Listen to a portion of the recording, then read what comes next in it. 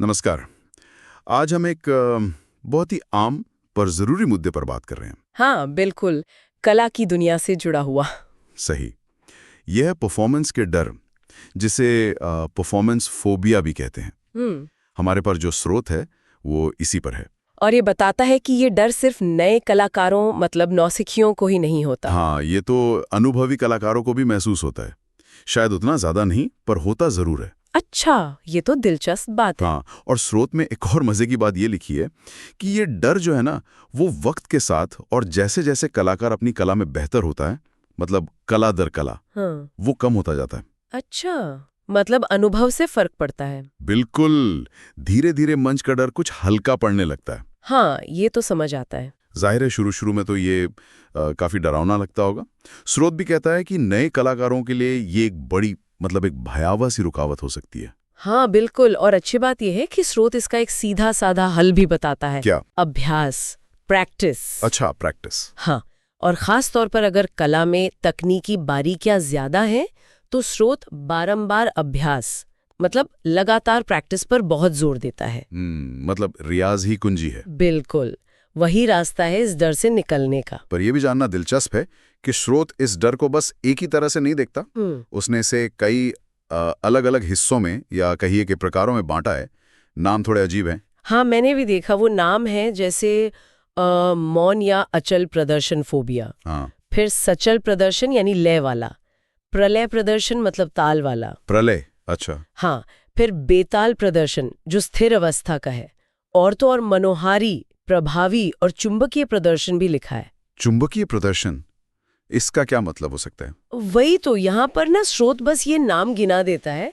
इनकी पीछे का लॉजिक क्या है या इनकी कोई खास व्याख्या वो नहीं दी गई है। ओ, तो बस एक लिस्ट जैसी है। हाँ, समझिए एक तरह का वर्गीकरण है। शायद डर अलग अलग कलाओं में कैसे महसूस होता है या उसके अलग अलग रूप दिखाने की कोशिश है, पर साफ तौर पर कुछ कहा नहीं गया है। मतलब इन नामों के गहरे मतलब पर ज्यादा सोचने की जरूरत नहीं है शायद। शायद नहीं। स्रोत का जो मुख्य मुद्दा है वो ये है कि भाई डर तो लगेगा। हाँ। और हर कलाकार को इसका सामना करना है और इससे पार पाना ही है। ये जरूरी है। सही कहा। और अभ्यास की बात को पुख्ता करने के लिए वो एक पुरानी कहावत भी बताते हैं। कौन सी? गाएं गल बाजे बल, बारंबार प्रयोग से आज नहीं तो कल। वाह। मतलब रियाज से ही गला सत्ता है और साज बजता है, और लगातार कोशिश करोगे तो आज नहीं तो कल सफलता मिलेगी ही। बिल्कुल सही।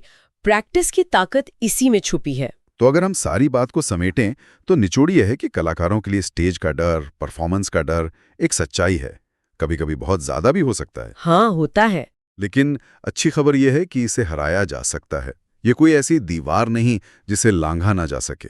तजुर्बा और सबसे जरूरी लगातार अभ्यास। हाँ, अभ्यास और अनुभव, इनसे ये डर कम होता जाता है।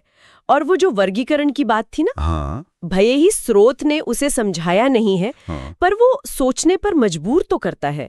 मतलब क्या वाकई डर हर कला में अलग तरह का होता है? अच्छा सवाल है। जैसे कोई पेंटर है, हाँ। उसका जो मौन प्रदर्शन का डर होगा, क्या वो किसी डांसर के लय प्रदर्शन के डर से एकदम अलग होगा?